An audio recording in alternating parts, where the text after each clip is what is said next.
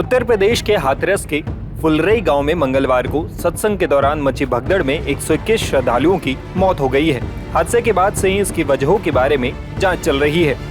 चश्मदीदों और भक्तों के मुताबिक सत्संग समाप्त होने के बाद यहां आए श्रद्धालुओं में बाबा के चरणों की धूल इकट्ठा करने की होड़ मच गई और यही भगदड़ की वजह रही। इस बीच अब एसडीएम ने इस हादसे की प्राथमिक जांच रिपोर्ट जिलाधिकारी यानी डीएम को सौंप दी है। मीडिया रिपोर्ट्स के मुताबिक एसडीएम ने बताया है कि सत्संग के समापन के बाद श्रद्धालु भोले बाबा के पास पहुंचने की कोशिश कर रहे थे, लेकिन उनके सेवादार और निजी गार्ड्स ने खुद ही धक्का मुक्की करनी शुरू कर दी। इसके बाद कार्यक्रम स्थल पर भगदड़ मच गई।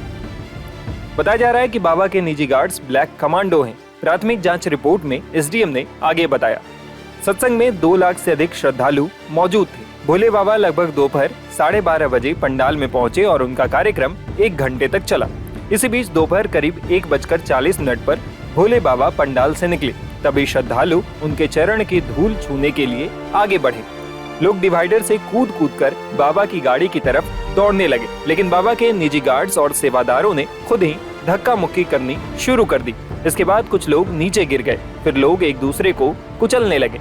कई श्रद्धालु कार्यक्रम स्थल के सामने खेत की तरफ भागे, लेकिन खेत बलुई थी। इस वजह से कई श्रद्धालु फिसलकर गिर गए। फिर लोग एक दूसरे के ऊपर पैर रखते हुए भागे। जो नीचे गिरा वो उठ नहीं पाया। कई श्रद्धालु गंभीर रूप से घायल हो गए। मौके पर मौजूद पुलिस कर्मियों ने घायलों को एम्बुलेंस से अस्पतालों में भर्ती करवाया।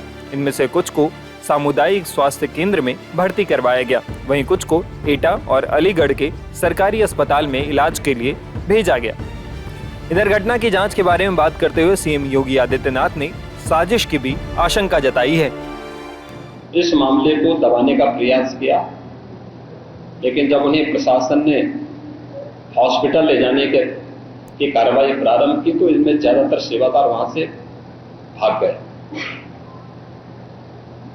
इस पूरी घटनाक्रम के लिए हम लोगों ने एडीजी आगरा की अध्यक्षता में एक एसआईटी गठित की है,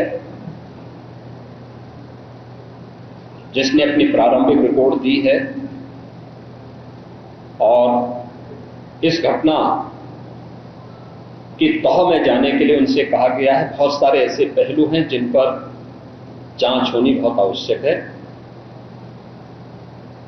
अब तक प्रथम दृष्टिया जो थी हमारी कार्रवाई ये थी कि राहत और बचाव के कार्य को आगे बढ़ाने के बाद आयोजकों को पूछताछ के लिए बुलाना, घटना के बारे में, हादसे के कारणों के बारे में उनसे भी पूछताछ करना और फिर घटना की लापरवाही और जिम्मेदारों की जवाबदेही भी इसके लिए तय करना, जिसके लिए पहले से ही एफआईआर यहां पे दर्ज हो चुकी है। इसके लिए कार्रवाई आगे बढ़ रही है। हम लोग इस बात को किसी भी प्रकार से डिनाई नहीं कर सकते। इस प्रकार की घटना केवल एक हादसा नहीं होता। अगर हादसा भी है तो उसके पीछे कौन जिम्मेदार है, और अगर वह घटना घटित हुई है तो इसके पीछे हादसा नहीं तो साजिश किसकी है, कौन इसके पीछे है, इन सभी पहलुओं को लेकर के राज्य सरकार ने तय किया है कि हम इसका एक जुडिशियल इंक्वायरी भी करवाएंगे।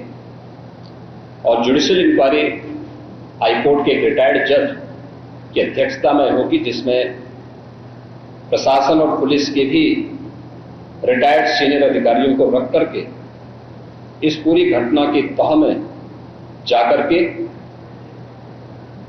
जो भी इसके लिए दोषी होगा उन्हें इसकी सजा देना और इस प्रकार की घटना की पुनरावृत्ति न हो,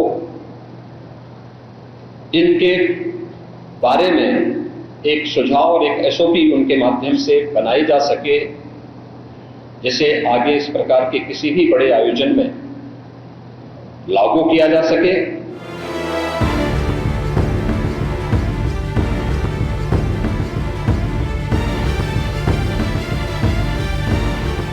टाइम्स नाउ भारत डिजिटल की रिपोर्ट।